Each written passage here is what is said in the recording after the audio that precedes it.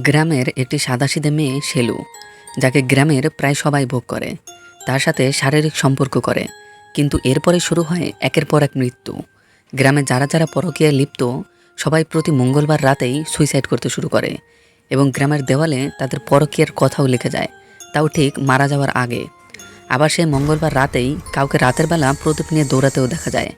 সবাই ঠিক মঙ্গলবার রাতেই কেন মারা যেত এবং মারা যাওয়ার আগেই তাদের পরক্রিয়ার কথাই বা কেন লিখে যেত? একটি গ্রামে হঠাৎ করে এত কিছু কি শুধুমাত্র একটি সুইসাইডের ঘটনা?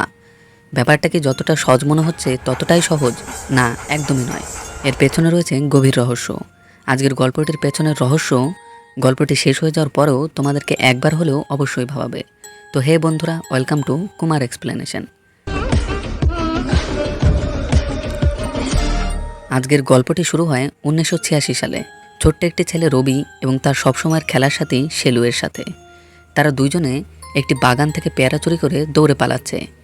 কিছুক্ষণ পরে রবি তার দিকে একটি কাজলের কৌটো দিয়ে দেয় এবং বলে, জানিস শেলু, তোর চোখে কাজল না থাকলে তোকে একটুও ভালো দেখায় না।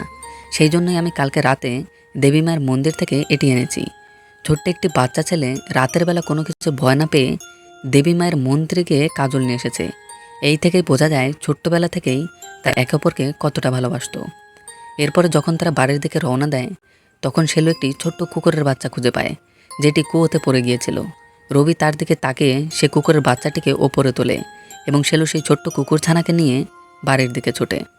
কিন্তু বাড়িতে গিয়ে সে দেখতে পায় তার বাবা এবং সৎ মা এসেছিল। তাকে নেওয়ার জন্য আসলেও তাকে না নিয়ে তারা পেছনে পড়েছিল তার নামে থাকা 3 একর সম্পত্তির। কিন্তু শেলুর দাদি খুব ভালো করেই জানতো, যদি এই জমিটি তাদেরকে দিয়ে দেয় তাহলে তারা শেলুকে কখনোই দেখবে না। এই জন্যই শেলুর বাবার সাথে তার দাদির ঝগড়া লেগে যায় এবং একটা সময় তারা শেলুকে না নিয়েই সেখান থেকে চলে যায়। এরপরেই শেলুর জীবনে নেমে আসে এক অন্ধকার ছায়া। সে হয়ে পড়ে একাকী, সবসময়ের জন্যই একাকী হয়ে পড়ে। তার সাথে থেকে যায় তার দাদি এবং তার খেলার বন্ধু রবি। কিন্তু ওপরওয়ালার হতেও এতেও নারাজ ছিল, যার জন্য রবি এবং তার বাবা একদিন বাড়িতে আগুন লাগার জন্যই মারা যায়। এরপরে কেটে যায় 10-10টা বছর এবং কাশিরাজ এবং পুলি দুইজনে যখন তাদের মিলের দিকে আসছিল, তখনই হঠাৎ করে গ্রামবাসীদের দৌড়াদৌড়ি দেখতে পায়।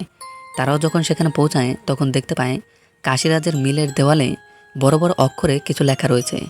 সবাই যখন কাশিরাজের কাছে জানতে চায় এটিখানে কী লেখা রয়েছে, তখন তাকে বাধ্য হয়ে সেটি পড়তে হয়। সে পরে ড্যানিয়েলের বউ এবং তার প্রতিবেশী একে অপরের সাথে পরকীয়ায় লিপ্ত। তাদেরকে যেন গ্রামবাসী বড় মনের সাথে ক্ষমা করে দেয়। ড্যানিয়েল সেখান থেকে এগুলো শুনে রেগে বাড়ির দিকে রওনা দেয়। কিন্তু এর পরেই একটি চাষি তার কলাবাগানে কাজ করার সময়ই হঠাৎ করে এক আজবই দৃশ্য লক্ষ্য করে। সে দেখে অনেকগুলি প্রজাপতি একসাথে একটি জায়গায় জড়ো হয়েছে। সে যখন ব্যাপারটি দেখার জন্য এগোয়, তখনই সে লক্ষ্য করে দুজনের মৃতদেহ। দুজনই মৃত অবস্থায় পড়ে রয়েছে। হ্যাঁ, এটি সেই দুইজন যাদের ব্যাপারে কাশিরাজের মিলের দেওয়ালে বড় বড় করে লেখা ছিল পরক্রিয়ার কথা। দেখতে দেখতে পুরো গ্রামবাসী জড়ো হয়। সবার মুখেই এক চিন্তার ছাপ দেখা দেয়। সবাই এটি নিয়েই অবাক ছিল যে হঠাৎ করে কি হয়ে গেল। এরকম নেশা করে মারা যাওয়া, ড্যানিয়েলের বউ তার সাথে থাকা এবং বড় বড় অক্ষরে পরক্রিয়ার কথা লেখা, এগুলি কি সত্যি? এ পুরো ব্যাপারটা তদন্ত করার জন্য আসে সেখানকার পুলিশ অফিসার মায়া। তিনি যখন পুরো ঘটনাটির তদন্ত করতে চায়, ডেড বডির পোস্টমর্টম করতে চায়, তখনই গ্রামবাসী রুখে দাঁড়ায় এবং তাকে বলে এখানে কোনো কিছু করতে গেলে জমিদারের সম্মতি নিতে হবে। জমিদার যখন সেখানে পৌঁছায়, তখন ইন্সপেক্টর মায়া তার কাছে পারমিশন চায় পোস্টমর্টম করার জন্য।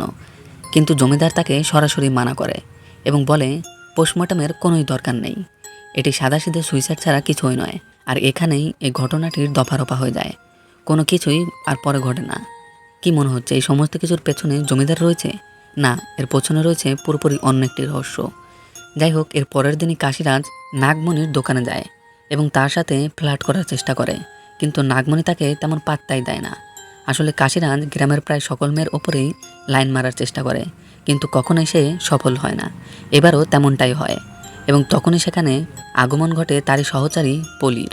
পলি এসে যখন নাগমণিকে জিজ্ঞাসা করে কাশিরাজ কি এখানে এসেছে, নাগমণি তাকে মানা করে এবং পলি এখানে বসে পড়ে উল্টো নাগমণির সাথেই সে ফ্লার্ট করতে থাকে এবং কাশিরাজের ব্যাপারে উল্টাপাল্টাও বলতে শুরু করে। তখনই কাশিরাজ রেগে গিয়ে তাকে ধরে এবং বলে, গাধা কোথাকার, আমার সাথে থাকিস আর আমারই বদনাম করিস। এরপরেই গ্রামের একটি বিয়েবাড়ির আয়োজন হয়।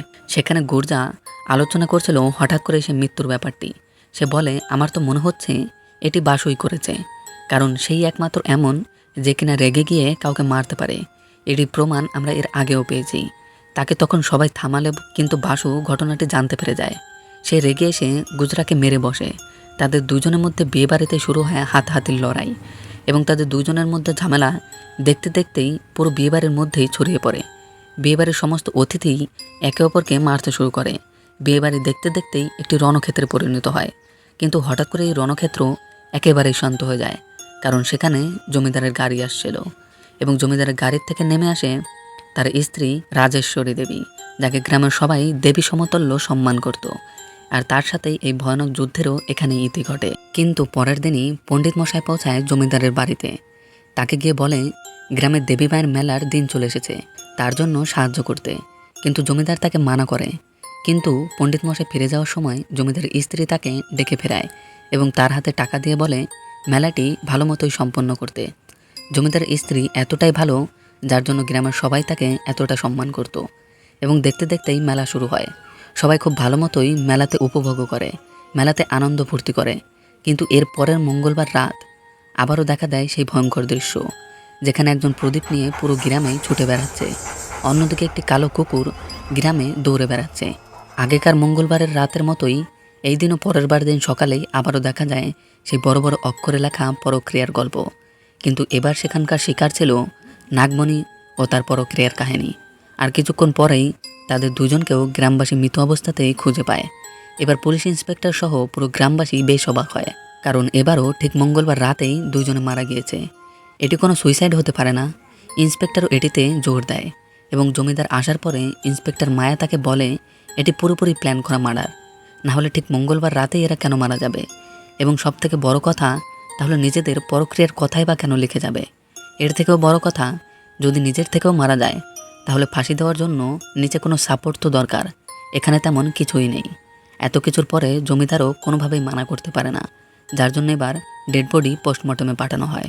এই ঘটনাগুলি চলার কারণেই পুরো গ্রামবাসী সিদ্ধান্ত নেয় রাতে পাহারা দেওয়ার, এবং তারা ঠিক তেমনি রাতের বেলা খুঁজতে শুরু করে সেই ব্যক্তিকে, যে কিনা বড় বড় অক্ষরে দেওয়ালে মৃত ব্যক্তিদের পরক্রিয়ার ব্যাপারে লিখত। খুঁজতে খুঁজতে হঠাৎ করে তারা দেওয়ালে কাউকে কিছু লিখতে দেখতে পায়।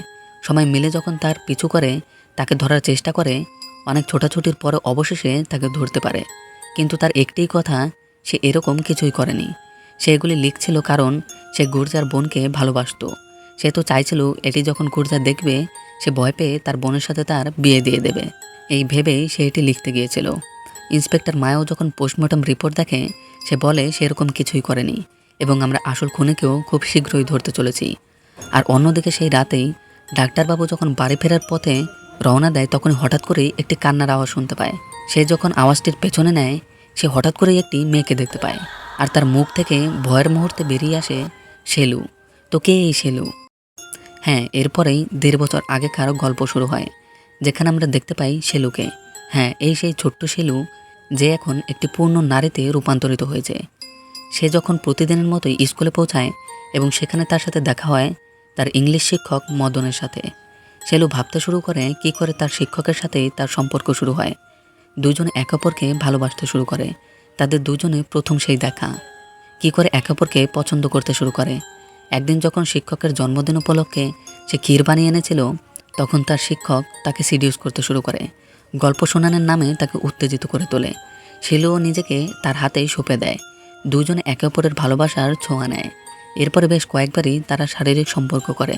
আর একদিন যখন শেলু স্কুলে যায়, সে তার নিজের আপন ভালোবাসার মানুষটিকে অন্য কারো হতে দেখে। সে দেখতে পায় মদন অন্য একজনকে বিয়ে করে এনেছে।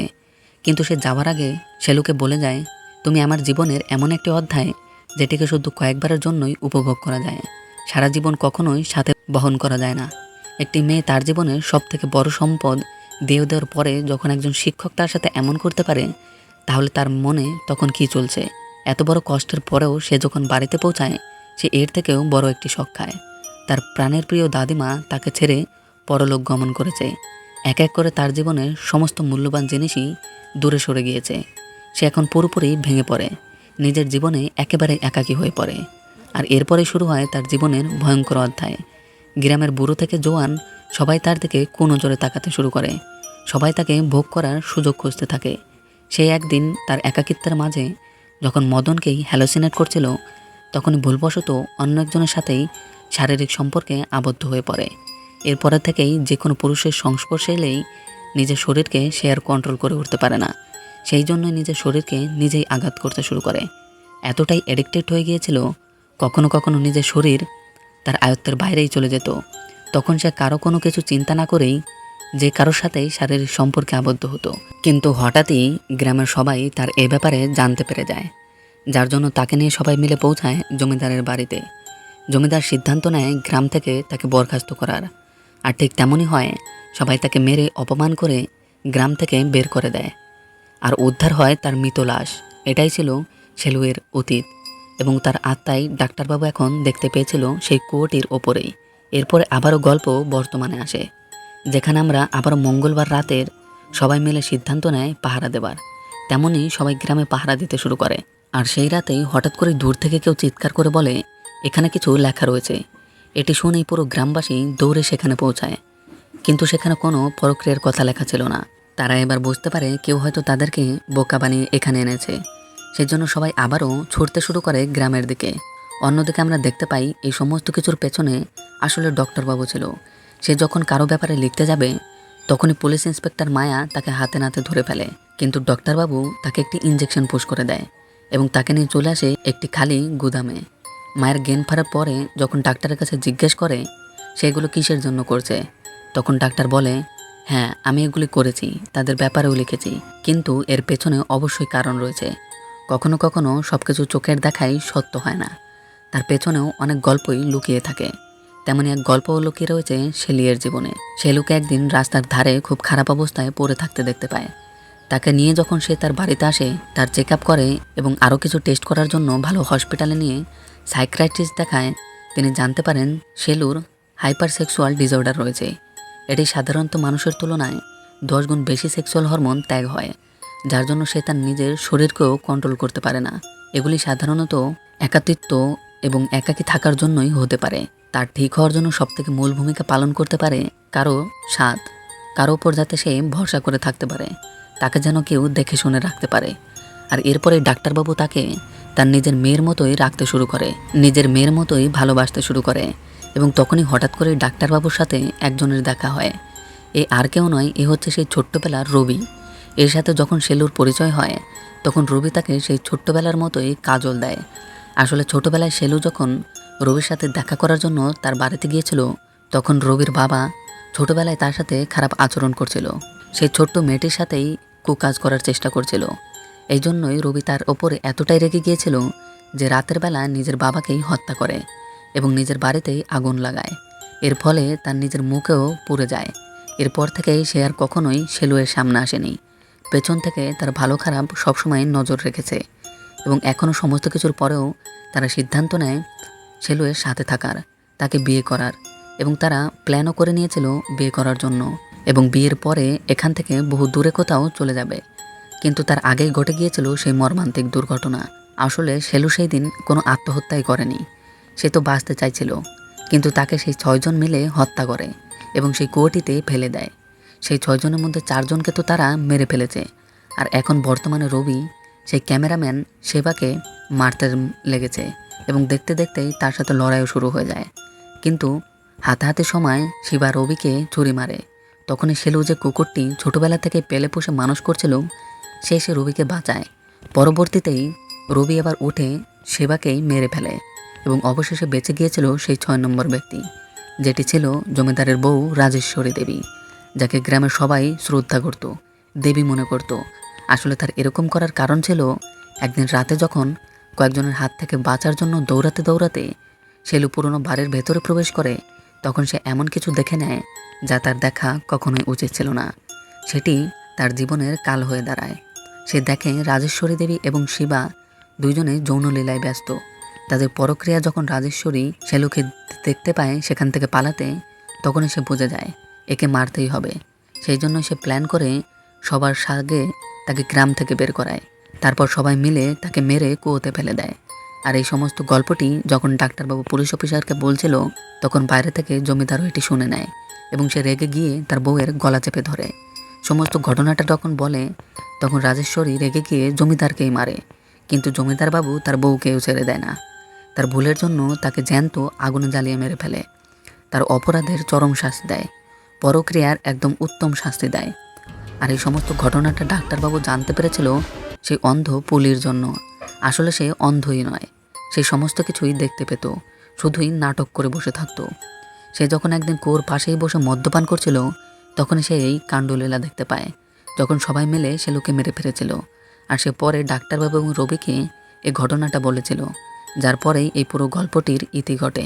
এবং রবিও সর্বশেষে ঝাঁপ দিয়েই সেই কুয়োটিতেই আত্মহত্যা করে। সে তার ভালোবাসাকে এতটাই ভালোবাসতো। আসলে এই পুরো গল্পটি একটি পরক্রিয়ার ওপরে ভিত্তি করেই। পরক্রিয়া শাস্তি কী হতে পারে সেটিই দেখানো হয়েছে। এবং এই সমস্ত কিছুর সাথেই আজকের গল্পটির এখানেই ইতি হয়। তোমাদের সাথে খুব শীঘ্রই দেখা হচ্ছে অন্য কোনো সুন্দর একটি গল্পের সাথে। ততক্ষণের জন্য সবাইকে বাই অ্যান্ড টেক কেয়ার।